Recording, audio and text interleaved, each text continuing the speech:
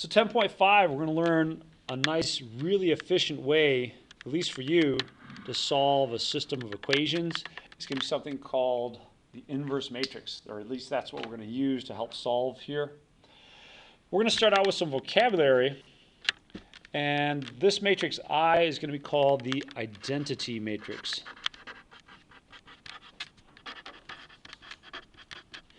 And let me give you a little hint as to why it might be called the identity matrix. We've already got that matrix stored in C, and this one stored in A, and this one stored in B. Let's take and multiply each of these matrices by that identity matrix. So let's start here with matrix A times matrix C. So matrix C actually has in, actually I guess I did B times C. It won't matter. We'll do B times C. And, well, wait a minute. That's exactly the same as matrix B again. So what if I did C times B? I can do that because these are square matrices, so I can multiply them in either order. C times B, 2, oh, I get the same thing again. So it doesn't matter what order I multiply by. Multiplying by matrix C is kind of like multiplying by what? It's the matrix equivalent of multiplying by just 1, right? It's just multiplying this matrix by 1. So that's kind of interesting and peculiar. Now I'm going to develop some notation here for us. A lot of times I'll call this I sub 2 to indicate the dimensions of this square matrix. It's 2 by 2 square matrix. So I2. I3 would look like this. It's going to be a 3 by 3 matrix. 1, 0, 0, 0, 1, 0, 0, 0, 1. So the thing about these identity matrices is they're square matrices with 1s on this main diagonal and 0s everywhere else. Okay, so let's play around with these a little bit. And in particular, we're going to start working with a couple things like this, A times B and B times A. We're going to verify something about these two matrices that's kind of interesting. So I'll just verify that I have the right matrices typed in. There's matrix A. Let's take a look at matrix B. And now let's do A times B. So matrix A times matrix B. And I get kind of this interesting result. And here's something else that's interesting. We saw in the last section that multiplication isn't necessarily commutative. That is, matrix multiplication isn't necessarily commutative. In fact, a lot of times it's not. But what happens if I do B times A? 2 times matrix A. I get the same thing. And that's kind of strange. That usually doesn't happen, or doesn't always happen. A lot of times when you multiply things in the same, or in different orders, it changes completely. In our last section, we did a 3 by 2 times a 2 by 3. That gave us a 3 by 3. If you change the order, it changed the dimensions of the product altogether. There's no way these two things could equal each other. Yet, there's something special about A and B. When we multiply them together, we get the identity matrix. So what that's saying is that matrix B is the inverse. Inverse of A. So they're kind of special relationships to each other. Now the actual calculation of an inverse matrix is beyond what I'm going to ask of you in this course. It is something I used to do. I've changed my mind on that. Let's take a look at our system of equations down here in example B. And we're going to write it using matrices. So instead of writing it like this right here, I want to write it as a matrix equation. So the first matrix is going to be the matrix of coefficients. 3, 5, 5, and 8. And I'm not exactly thrilled with it, but I do it because we're used to solving for x. A lot of times what I'll do is I'll write this with a Roman numeral, so x like that. And then I'm going to put the variables x and y. Matrix A times matrix X is going to give you matrix B. What do you think I should be writing in matrix B? We've got X and Y here. There you go, -4 and 7.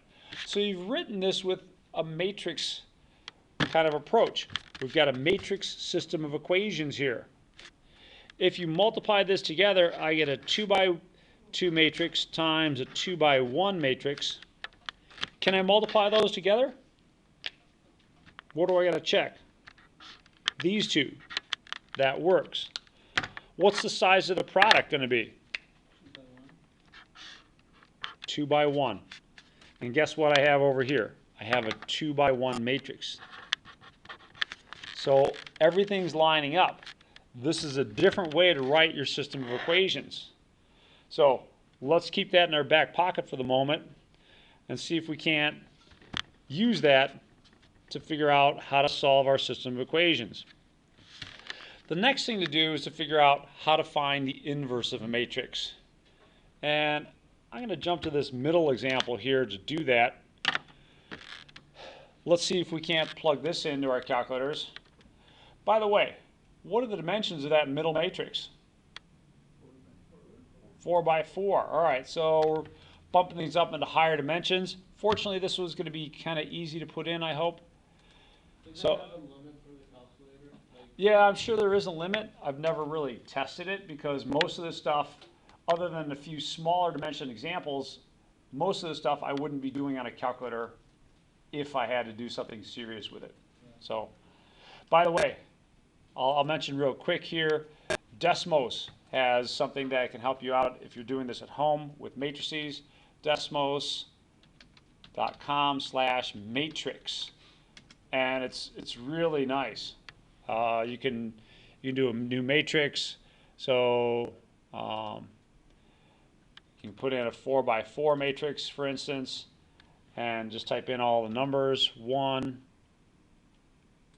4. What else? We got 7 and 9. 7 and 9. So it is pretty easy. But before I do much with that, let me go back and type that in here. So edit matrix A is going to be a 4 by 4. 1, 0, 0. Come on. 0. 4, and then a 7, and then a 9. You can use your arrow keys. You don't have to just press enter to work your way through that matrix. There's our matrix A. The cool thing is that if I want the inverse matrix, then all I need to do is simply type the matrix name and then hit the X inverse key. Interestingly, and maybe a little bit annoyingly, it's the same key. You just don't have to hit the second key. But there you go, A inverse. Now you should be getting something ugly like this. I think we turn it into something a little bit nicer to look at. Fraction key. Yeah, hit the math key. Press to answer the fraction. And I think in this one case, you'll see a little bit of a shortcut. So the inverse here, Would it be just the reciprocal of all of them? yeah, so to generalize the results here, if this is matrix A inverse would be 1 over A, 1 over B, 1 over C, 1 over D, and then zeros everywhere else.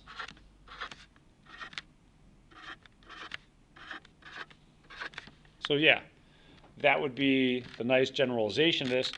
Let's do one more inverse example, and let's see what happens with this one. So again, another 4x4 matrix.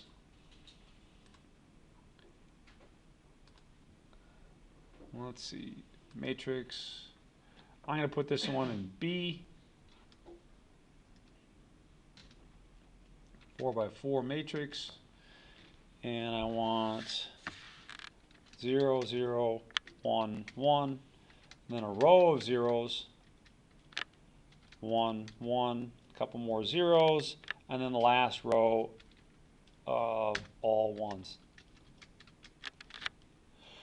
Go ahead, once you're done, try and find the inverse of that matrix.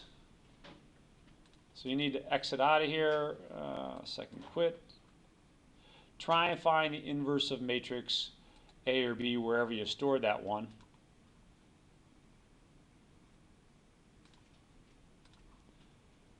Second matrix, mine happens to be in B. Inverse. What happened when you tried to do that? Did it work out good for you? Not so good? No. You've got what's called a singular matrix. We're going to have to learn and understand what's causing that, but not every matrix is going to have an inverse. If it doesn't have an inverse, we call them singular matrices. And that's going to be associated with a property of its determinant. But for right now, this one has no inverse. So, has no inverse. It's a singular matrix.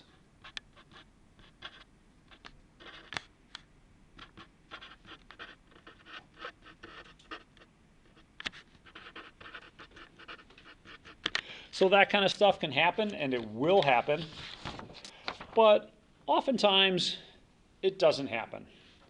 And when it doesn't happen, that's a good thing. So this is just a reminder of I2 and I3. Those are identity matrices of the appropriate dimensions. And let's see, did we do I4? What do you think I4 would look like? Yeah, it's going to be a 4x4 matrix. You're going to have ones on the main diagonal and zeros everywhere else. So it's nice notation to understand when we're working with this kind of stuff. But where are we going with this inverse notation? Why do I want it? Well, if we take a step back and look at our systems of equations, not these in particular, but this in more general, then here's the math that's going on here. So I've got it written down so you don't have to really worry about copying it. What I want you to do is try and understand the bottom line result. Here's your system of equations. We want to solve for x. X is a matrix containing our variables. Okay. Well, you can't divide both sides by matrix A. There's no matrix division, but you can multiply. So we'll multiply both sides by the inverse. When you multiply a matrix by its inverse, and you can double check it with matrices A and B here, when you multiply a matrix by its inverse, you get the identity matrix. So it's one of these things. And the identity matrix gets its name because when you multiply something by the identity matrix, it doesn't change it. It preserves its identity. So this is the matrix equivalent of multiplying by 1. So I'll just say, oh, you get X is A inverse times B. So I've come a long ways for this result. This gives you a nice, concise, mechanical way to solve for your system of equations. Let's put it into place. Let's do that with example D here. So in order to do this, I've got to write it as a matrix system of equations. So I need to write A and then a capital X equals B. What do you suppose I'm going to put in matrix A? 2, 4, 1. Good. 2, 4, and 1. Not the 2. negative 1, 1, negative 1, 1, 4, and 0. Are you seeing where those numbers are coming from? Those are just the coefficients. So it's the matrix of coefficients. Thanks, gentlemen. X, Y, and Z.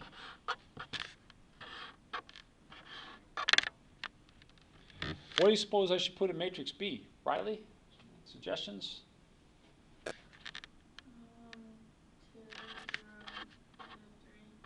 -3. Perfect. 2, 0, and negative 3. Now, according to what I wrote up above, my solution should just be A inverse B. Okay. Let's see if we can't get A inverse B to give us our solution to this system of equations. So let's put in matrix A and matrix B. I quit out of this.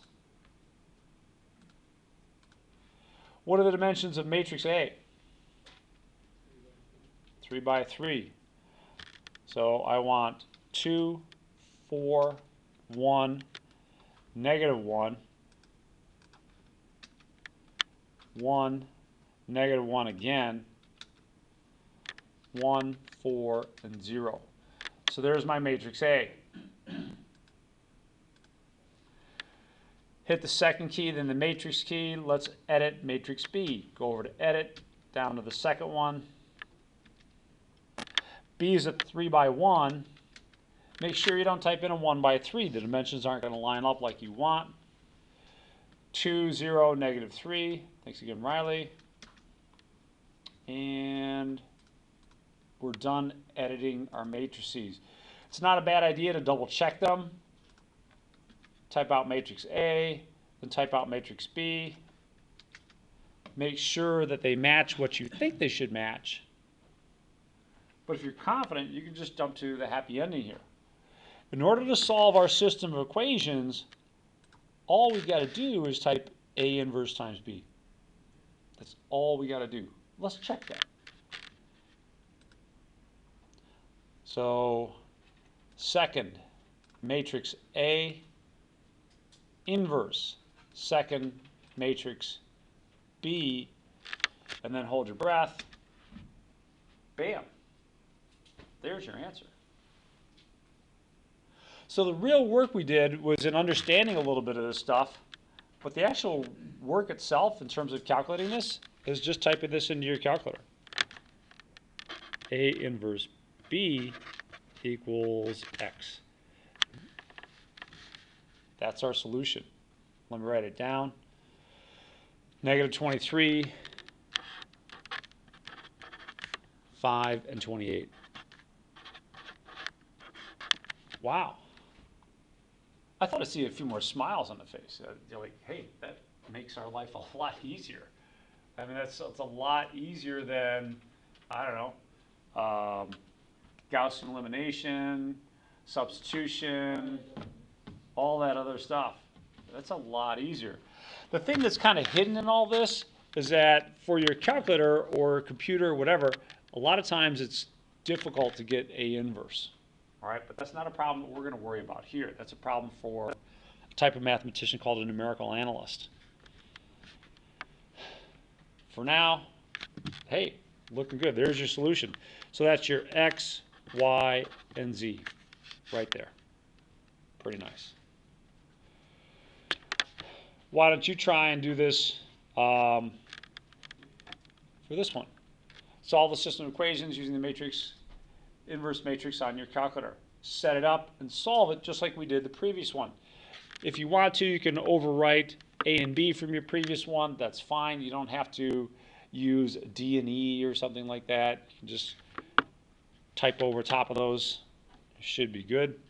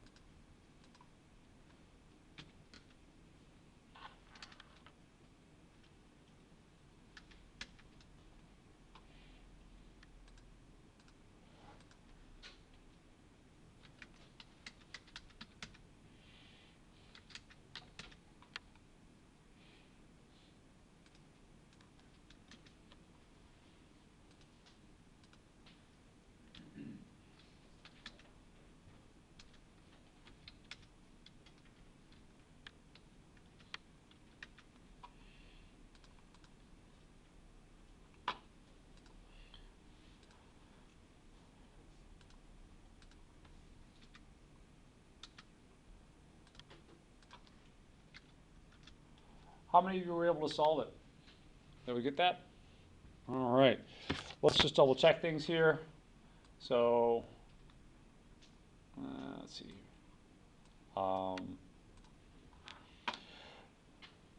There's my matrices. I think those are looking pretty good. Let's do A inverse times B. So A inverse times B. And again, you don't need the times key between those two. The calculator understands that it needs to multiply. I got something ugly. Are you getting something ugly? Yeah. That's okay. Let's make it look a little bit prettier. There we go. Not a whole lot prettier, right? Isn't Still- the dimension are three by three? Say again? The dimensions, we're doing E, right? Yes. Yeah. The So- dimensions should be 3 by, oh, never mind. So yeah, you're kind of hinting towards Yeah. something that gets confused a lot of times. So on the last test, I had you write things with an augmented matrix, right? This is a little bit different. This is a matrix system of equations. Yeah, up here is really what I should be highlighting. So an augmented matrix for this would look a lot different, right? Augmented matrix for this one would be 2, 4, 1, 2, negative 1, 1, negative 1, 0, and 1, 4, 0, and negative 3. That's an augmented matrix. Sometimes I'll ask for one versus the other. So please understand the two differences so that you can give me what I'm asking for. There's your augmented matrix, and here's your matrix system of equations with this one right there. So awesome. Thank you. Are you feeling comfortable with these things? You can do this for any size system of equations. You could even do it for kind of a simple 2 by 2 system of equations. If I wanted to go back here and do it for this one, this would be my A, this would be my B. It would still work out nice and easily with A inverse times B. You would just write that is your A and that's your B, but the rest of it would be the exact same. So it's kind of nice. You can scale this up. Like I said, finding the inverse matrix gets a little bit more difficult, but that's not something I'm going to ask you to find here.